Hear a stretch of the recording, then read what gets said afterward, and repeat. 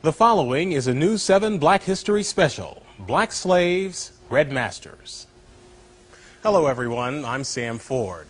Earlier this month in our 7 Inside Reports, I took a personal journey to look at a largely unknown chapter of black history when my ancestors and thousands of other blacks were slaves, not of the whites, but of the Indians.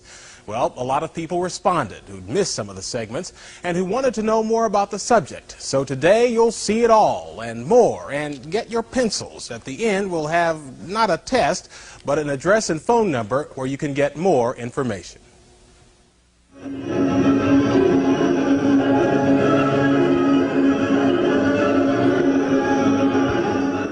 Every summer at Tahlequah, Oklahoma, the Cherokee Indians sponsor their Trail of Tears pageant, the story of how the U.S. government robbed the so-called 5 civilized tribes of their homelands in the South and moved them by force to Oklahoma. They don't tell about the thousands of blacks the tribes brought with them, their slaves. My mammy and pappy belonged to a part Cherokee named W.P. Thompson when I was born. The woman reading is my sister, Elaine Ford Staton, but the words are those of our great-grandmother, Phyllis Thompson Pettit, whose Georgia-born parents were brought by the Cherokees over the trail.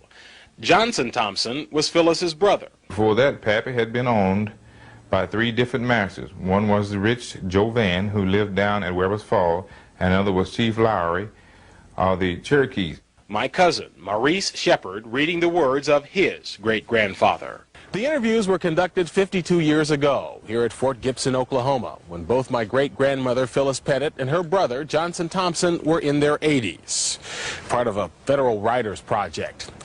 Now, both of them are buried in this cemetery.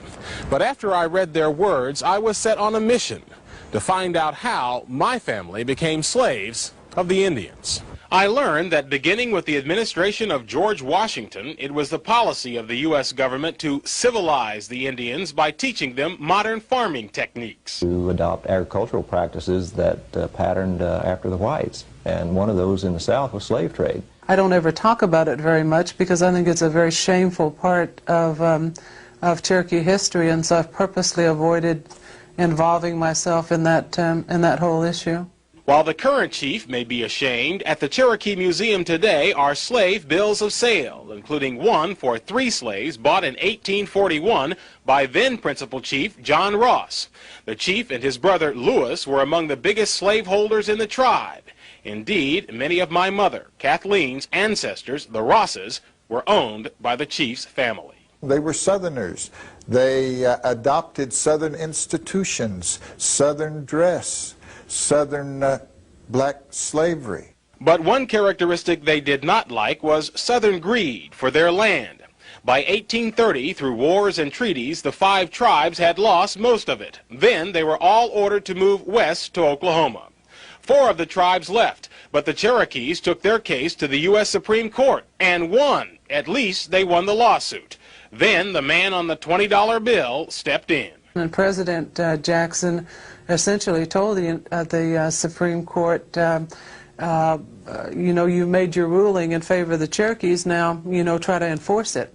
As president, Andrew Jackson controlled the army, so 14,000 Cherokees and 1,600 slaves were herded to Oklahoma, some groups in winter, with about a quarter of the Indians and blacks dying along the way. You got plenty of Indians right today don't like Andrew Jackson in this area.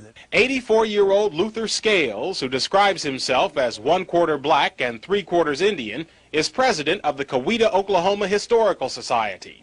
He remembers stories his Creek Indian grandfather told him about the removal, which was devastating for the Creeks as well. He said the roughest part of it was crossing the Mississippi River in a boat. How so? Well, man, the Mississippi River, do you know down there in Arkansas and Mississippi, when you're talking about a mile across, mile or so across the river. And then in a boat, as swift as that water's running, well, you got problems. Once in Oklahoma, the slaves were put to work, raising cotton, building the new nations. The Murrell home, which still stands outside Tahlequah, Oklahoma, was built by the Cherokees' black slaves. And should you think the Indians were much kinder masters than the whites, listen to Granny Phyllis's words in the interview about my great-grandfather. My husband was George Pettit. He tell me his mammy was sold away from him when he was a little boy. He looked down a long lane after her just as long as he could see her and cried after her. He went down to the big road and sat down by his mammy's barefoot tracks in the sand and sat there until it got dark, and then he come on back to the quarters.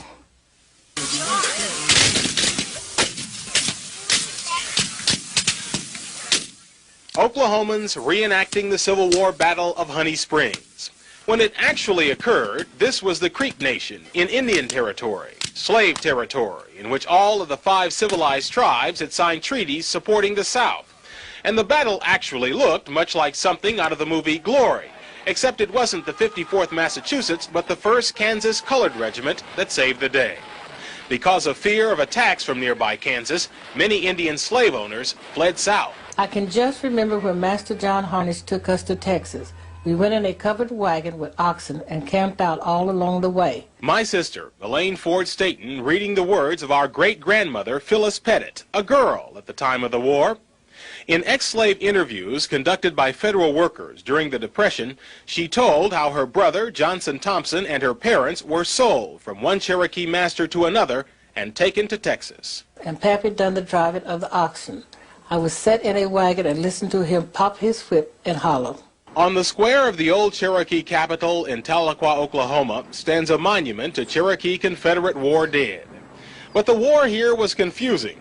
While Cherokee Chief John Ross was arrested by the Union Army and shipped to D.C., his mansion was burned to the ground by Cherokee Confederate General Stan Wadey, who just didn't like the chief.